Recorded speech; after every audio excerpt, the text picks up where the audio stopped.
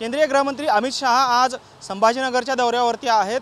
आज दुपारच्या सत्रात नागपूरमध्ये बैठकाचं सत्र जे आहे ते पार पडेल आणि त्यानंतर ते सायंकाळच्या सुमारास संभाजीनगरमध्ये दाखल होणार आहेत।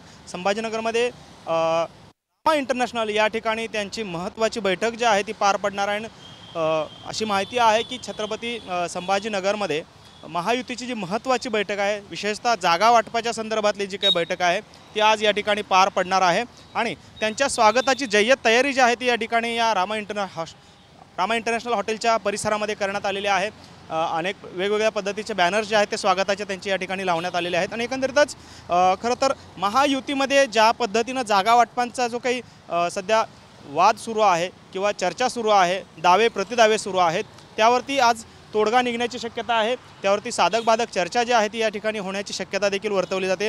अमित शहांच्या उपस्थितीमध्ये या ठिकाणी मुख्यमंत्री एकनाथ शिंदे आणि दोन्ही उपमुख्यमंत्री जे आहेत ते या बैठकीमध्ये असणार आहेत आणि महायुतीच्या जागा वाटपाचा जो फॉर्म्युला आहे त्यावरती चर्चा होण्याची शक्यता देखील बोलली जाते। त्याचबरोबरीनं सिटिंग गेटिंग फॉर्म्युल्यानुसार ज्या विद्यमान जागा ज्या पक्षाकडे आहेत त्याच पक्षाकडे त्या राहण्याची देखील शक्यता यामध्ये आहे आणि त्या व्यतिरिक्त उर्वरित जागांवरती वाटाघाटी ज्या आहेत त्या होतील आणि याच दरम्यान आजच्या बैठकीतच जागा वाटपावरती तोडगा जो आहे तो काढण्याची शक्यता देखील वर्तवली जाते। त्यामुळे एकंदरीतच आजचा अमित शहांचा दौरा जो आहे तो महत्त्वाचा मानला जातो। खरं तर विधानसभांच्या पार्श्वभूमीवर हा 2 दिवसीय दौरा जो आहे तो या ठिकाणी पार पडतोय।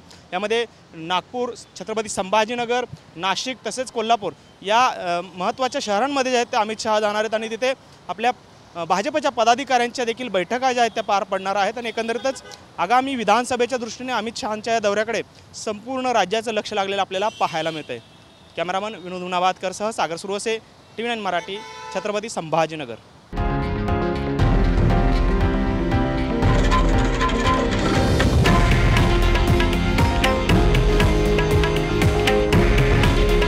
हे आहे देशातील नंबर 1 न्यूज नेटवर्क आणि आपण पाहत आहात TV9 मराठी।